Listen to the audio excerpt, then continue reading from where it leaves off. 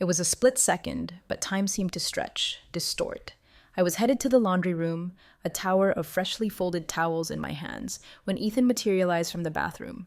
A towel hung precariously low on his hips, steam radiating off his skin. "Hey, Eleanor," he said, totally casual, stepping aside to let me pass. I just glanced, mumbled a polite hi, trying to keep my head in the game, laundry focused. Then it happened. The knot on his towel gave way, and before either of us could even twitch, it hit the floor. We both froze. My eyes flickered down, just a reflex, a stupid, uncontrollable reflex, and for a heartbeat, I saw him, really saw him, in a way I definitely shouldn't have. He stammered, his voice cracking the silence as he bent to snatch the towel. "I didn't see anything," I blurted out, spinning away so fast I nearly dropped the whole towel stack. "Right," he said, his voice tight. "Sorry about that." By the time I dared to look back, he was re-wrapped, his cheeks burning as red as I knew mine were. Neither of us said another word, but the air between us was thick, charged, like we'd just stepped over some invisible line. It was an accident, just a fleeting, awkward flash, but walking away, my heart hammering and skin prickling, I couldn't shake the feeling that something had fundamentally shifted. Life with Robert had always been predictable, mapped out. Our marriage wasn't some grand romance, it was a partnership. Practical, solid. He was a businessman through and through, always chasing the next deal, the next client, the next big thing. I'd admired that drive, that ambition at first, but it had carved out all the space for us. Our Upper East Side townhouse, sleek and modern, was more Robert's style than mine, but I tried to make it a home. Most days, though, it felt too vast, too silent. Robert was always working, always somewhere else. When he was home, he was glued to his laptop, phone pressed to his ear, another conference call blurring into the last. Ethan moved in right after college, 24, adrift, trying to find his footing. Robert insisted he stay with us until he got settled, though I suspected it was more about control than actual concern. Robert had always been critical of Ethan, pushing him down paths that weren't right, trying to mold him into some ideal son instead of seeing the real one he had. I hadn't spent much time around Ethan before he moved in. He'd lived with his mother, Susan, upstate for years. When Robert and I married, Ethan was a quiet teenager, barely looking up from his phone to grunt hello. But the man who walked through our front door was different. Ethan was tall, broad-shouldered, with a quiet confidence that hinted at the uncertainty underneath. His dark hair was perpetually messy, and his blue eyes had this way of looking right through you, like he could see things you were trying to hide, even from yourself. At first, we were polite, distant. He mostly stayed in his room or went out with friends, and I didn't push it. But slowly, that changed. He started hanging around the house more, finding excuses to linger in the kitchen while I cooked, or joining me in the living room while I read. "Your garden is amazing," he said one afternoon, leaning against the patio door as I deadheaded roses. "Thanks," I replied, glancing up. "It's a lot of work." "You do all this yourself?" he asked, stepping outside, squinting in the sunlight. "Mostly," I said, brushing dirt off my gloves. "Robert's not exactly the gardening type." Ethan smirked. "Can't picture him getting his hands dirty." I laughed, surprised by how easily he made me smile. Not his style. It was those small moments, those little exchanges that seemed insignificant at the time, that started to shift something between us. I started noticing things I hadn't before. The way he moved through the house, the sound of his laughter, the way his presence filled the space in a way Robert's never did. And then there were the times I'd catch him looking at me. Quick glances that lingered a beat too long before he looked away. The day of the towel incident started like any other. Morning routine, tidying up, sorting laundry while Robert was at the office. I wasn't even expecting Ethan to be home. He'd mentioned grabbing lunch with a friend. I was heading to the laundry room when the bathroom door swung open and he stepped out, a cloud of steam trailing him. His towel was slung low, his skin still damp from the shower. "Hey, Eleanor," he said, totally normal, like nothing was out of place. "Hi," I replied, eyes averted, trying to get past him. And then it happened.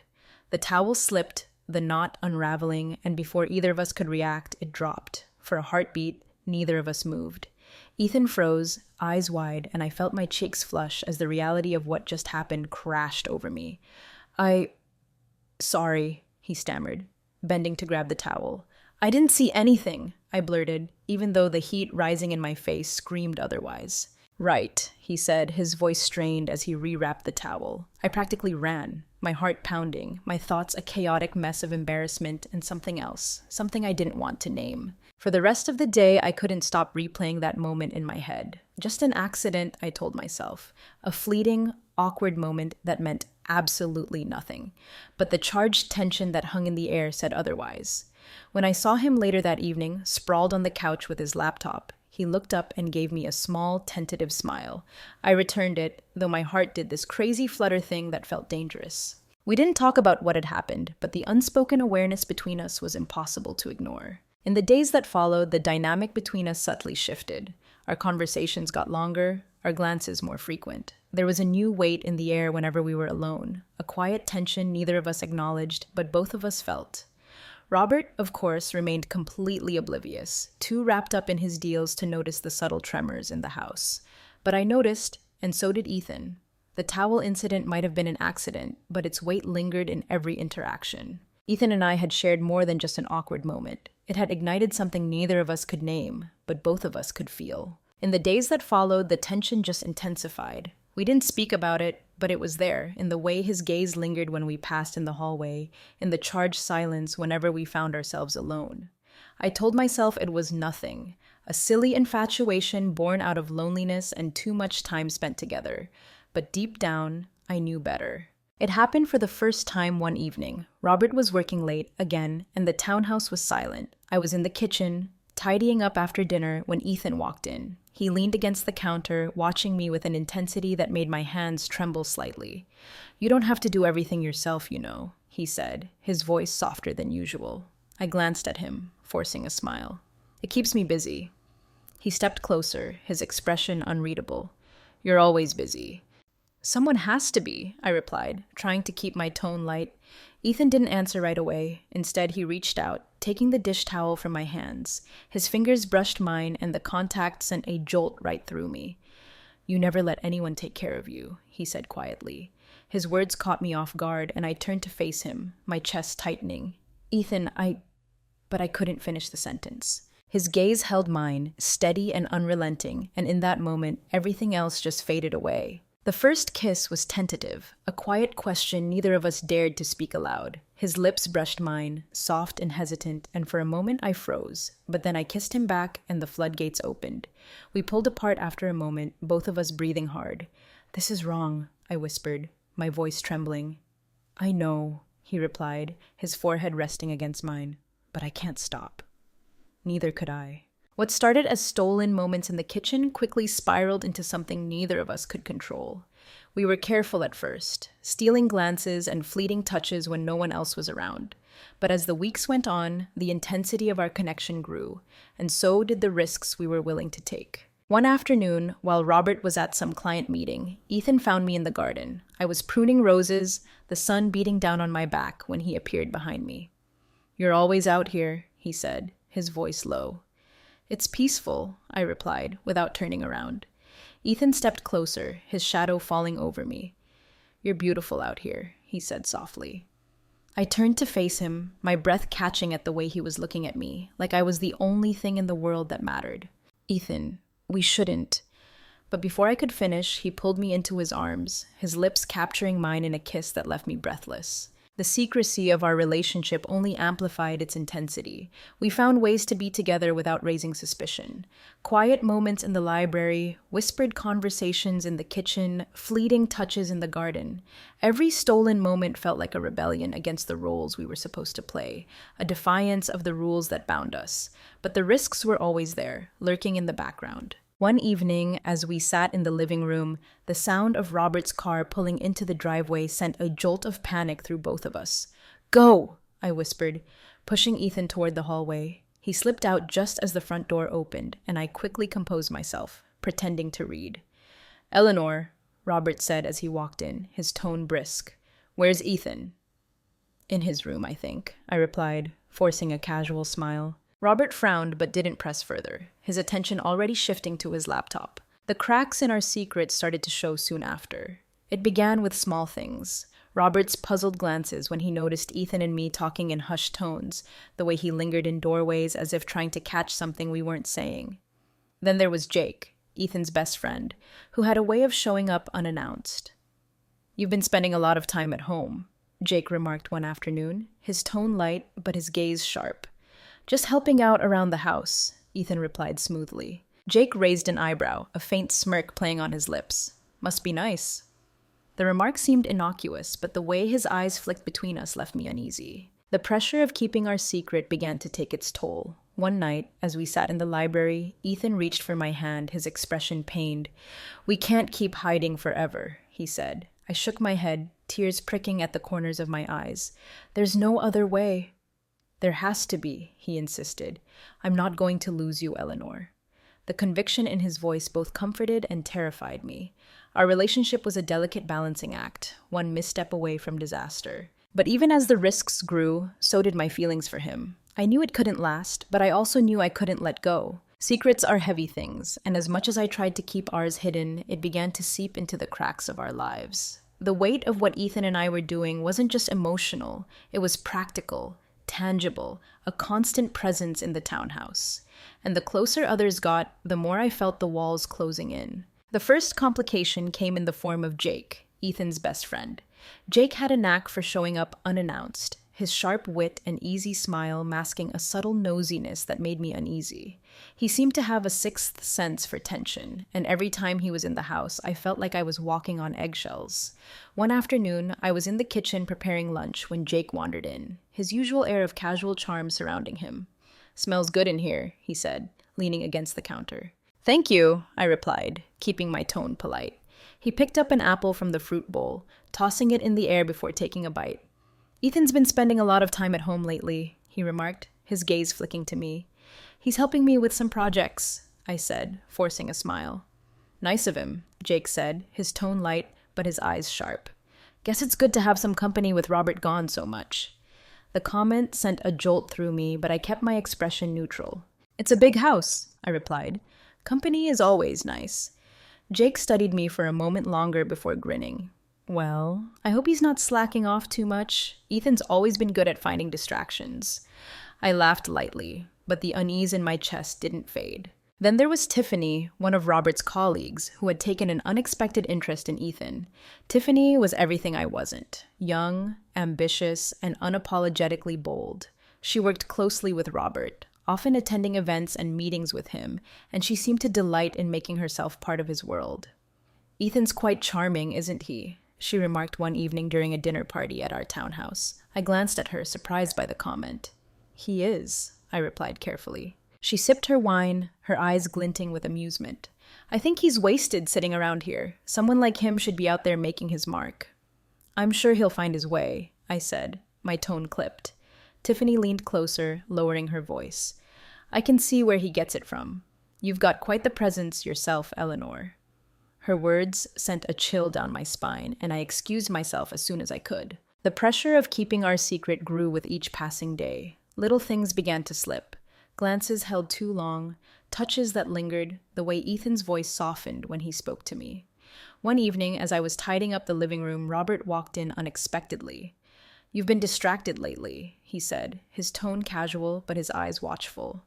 "I've just been busy," I replied, avoiding his gaze. "Too busy to join me for dinner the other night?" he pressed. "I wasn't feeling well," I lied, my stomach twisting under his scrutiny. Robert studied me for a long moment before nodding. "Well, let me know if there's anything I can do."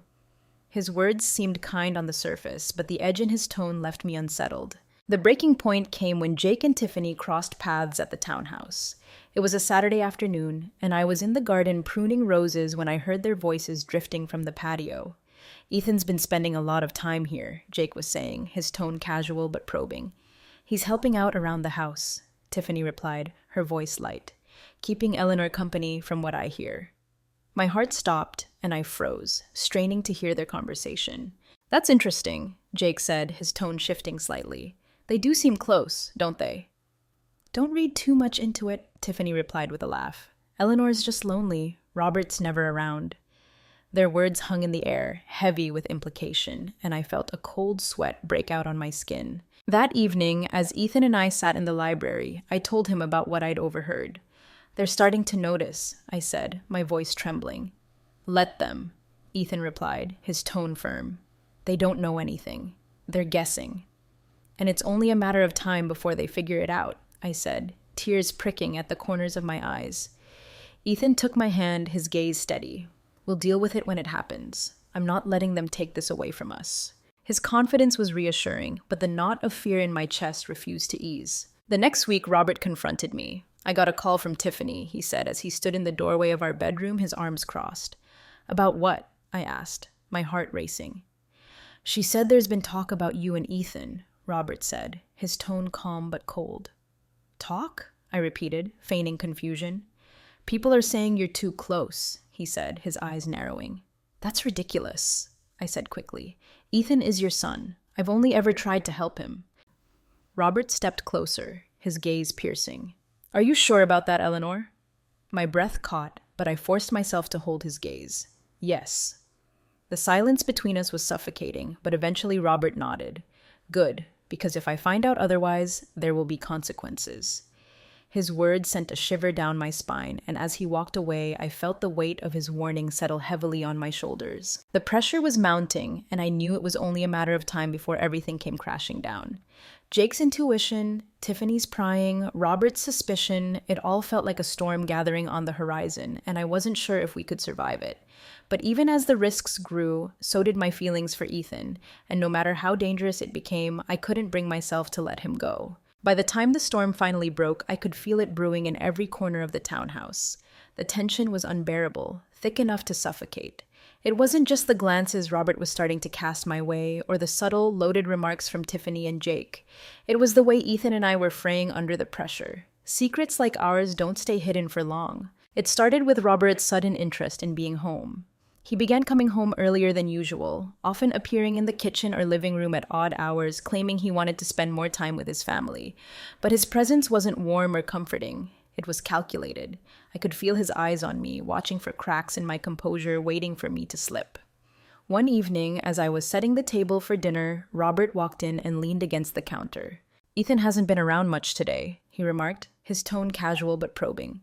He went into town to run errands, I replied, keeping my voice even. Funny how he seems to disappear when I'm home, Robert said, his gaze sharp. I froze for a fraction of a second before forcing myself to continue arranging the silverware. I'm sure that's just a coincidence. Robert hummed thoughtfully, his expression unreadable. Coincidences have a way of piling up. The next blow came from Jake. He showed up late one evening, unannounced as usual, but this time his demeanor was different. He wasn't his usual charming, carefree self. Instead, he seemed tense, his eyes darting around the townhouse as though searching for something. Is Ethan here? He asked as I opened the door. He's in his room, I said cautiously. Jake nodded, stepping inside. Mind if I wait for him? Of course not, I said, though my chest tightened as Jake sat in the living room, his gaze flicking to me. You know, Eleanor, you've been good for Ethan. He seems happier since moving in. Thank you, I said, my voice steady despite the unease creeping through me. But sometimes, Jake continued, leaning back on the couch, I wonder if it's you he's staying here for, and not his dad. The air in the room felt like it had been sucked out, and I struggled to maintain my composure. What are you implying, Jake? He smiled faintly, but there was no warmth in it. Just an observation. Ethan talks about you a lot more than I'd expect. Before I could respond, Ethan appeared at the top of the stairs. Jake, he said sharply, his tone a warning. Jake looked up, his smirk widening. Hey man, just catching up with Eleanor. Let's go, Ethan said, his jaw tight. As they left, I sank onto the couch, my hands trembling. Things came to a head when Robert finally confronted me. It was late, and I was in the library pretending to read while my mind raced with worry. Robert walked in, his footsteps heavy, and shut the door behind him. We need to talk, he said, his voice cold. I set the book down, my heart pounding. What's this about? He stepped closer, his eyes dark with suspicion. Tiffany and Jake have been saying some interesting things about you and Ethan. Robert, you're not seriously listening to them, are you? I said, feigning indignation. You tell me, he snapped, his voice rising. Are they lying, or is there something going on between you and my son? I stood, my chest tightening. How dare you accuse me of something like that? Don't play innocent, Eleanor, he growled. I see the way he looks at you, and the way you look at him. My breath caught, but I forced myself to hold his gaze. You're paranoid. Maybe if you spent more time paying attention to this family instead of your business, you wouldn't be jumping to ridiculous conclusions. Robert's face twisted with anger, but before he could respond, the door opened and Ethan stepped inside. "What's going on?" he asked, his voice steady but tense. "Your father seems to think there's something inappropriate happening between us," I said, my voice trembling. Ethan's eyes flicked to Robert, his expression hardening. "That's ridiculous." "Is it?" Robert challenged, stepping toward him. "You've both been acting strange for months. What am I supposed to think?" "You're supposed to trust your wife," Ethan shot back. "But clearly, you'd rather believe gossip." The room was thick with tension, and for a moment, none of us spoke. Then Robert turned to me, his eyes cold. "If I find out there's any truth to this, Eleanor, you'll regret it." He stormed out, leaving Ethan and me alone. I sank into the chair, my hands shaking, as Ethan knelt in front of me. "This can't go on," I whispered, tears streaming down my face. "We'll figure it out," he said, his voice firm. "I won't let him do this to you." "He's going to find out," I said, my voice breaking. "And when he does—" Ethan cupped my face in his hands, his gaze steady. "Let him. I don't care anymore. I'm not going to lose you." His words were both comforting and terrifying, and as he pulled me into his arms, I knew we were running out of time. The next day, Robert announced that he was taking a week off work, a rare occurrence that sent a jolt of panic through me. "Time to focus on what's important," he said, his gaze lingering on me as he spoke. I knew what he meant. He was going to watch us, wait for us to slip, and when we did, there would be no turning back. The week that followed was a quiet war fought in the halls of the townhouse. Robert's presence was suffocating, his every move calculated to keep me on edge. He spent his days shadowing us, his eyes sharp and his questions pointed. Every interaction with Ethan felt like a minefield, every word a potential spark that could ignite the tension simmering beneath the surface. The breaking point came late one evening. Robert had retired to his office, claiming he needed to review some documents. I was in the kitchen, staring blankly at a cup of tea I hadn't touched, when Ethan appeared. He didn't speak at first, but the weight of his presence was enough to draw my attention. "We can't keep doing this," I said quietly, my voice barely above a whisper. Ethan stepped closer, his expression resolute. "I'm not letting him control you like this." "He's your father," I said, my voice trembling. "He stopped being my father the moment he chose power over family," Ethan replied, his tone sharp. Before I could respond, the sound of footsteps echoed down the hall. Robert appeared in the doorway, his gaze flicking between us. "What's going on here?" he asked, his voice calm but deadly. "Nothing," I said quickly, stepping back. Robert's eyes narrowed. "Is that so? Because it doesn't look like nothing." "Maybe you should ask yourself why you're so paranoid," Ethan said, his voice steady but laced with anger. Robert turned to him, his expression darkening. "Watch your tone." "Or what?" Ethan challenged, stepping forward. "You'll blame her for your failures again? That's all you ever do, isn't it? Blame everyone else for what you've ruined." "Enough!" Robert barked, his voice echoing through the kitchen. "You think I don't see what's going on here? You think I'm blind?" The silence that followed was deafening. I stepped between them, my hands trembling. "Robert, please don't," he snapped, his gaze burning into me. "Don't you dare defend him." Ethan grabbed my arm, pulling me behind him. "She doesn't need to defend me. You're the one who's wrong here." "Get out of my townhouse," Robert said, his voice low and venomous. "This is my family," Ethan replied, his tone defiant. "My home." "This is my townhouse," Robert said, his voice rising, "and I will not let you destroy it." "You already did," Ethan shot back, "long before I came back." The words hung in the air, and for a moment none of us spoke. Then Robert turned to me, his expression hard. "You have a choice to make, Eleanor," he said coldly. "Him or me." My heart pounded as I looked between them, the weight of the decision pressing down on me. "I can't do this anymore," I whispered, tears streaming down my face. "I won't live like this." Without another word, I turned and walked away, leaving behind the life I had built for the uncertain future that lay ahead. The night I walked away, the New York air was cold and biting. I didn't know where I was going, only that I couldn't stay in that townhouse another moment. Ethan followed silently, his footsteps steady behind me as we left everything we knew behind. We didn't speak until we reached the car. I stood there, my breath visible in the night air, my hands trembling as I clutched my coat tightly around me. "You don't have to do this," Ethan said softly, his voice breaking the silence. I turned to him, tears spilling down my cheeks. What choice do I have? Staying means pretending that everything is fine when it's not. I can't keep lying, Ethan. Not to him, not to myself. He nodded, his jaw tightening. Then we'll figure it out together. I didn't respond, but I let him guide me into the passenger seat. The road ahead was dark and uncertain, but for the first time in years, I felt like I could breathe. The days that followed were a blur. We rented a small cabin upstate, a place where no one would think to look for us. The cabin was modest, with creaky floors and mismatched furniture, but it felt like a refuge, a space untouched by the chaos we had left behind. Ethan threw himself into finding work, his determination unwavering. I spent my days trying to piece together a sense of normalcy, but the weight of what I had done hung over me like a shadow. One evening, as we sat on the couch, Ethan reached for my hand. "Are you okay?" he asked, his voice gentle. I shook my head, unable to meet his gaze. "I don't know if I'll ever be okay again." He squeezed my hand, his grip firm.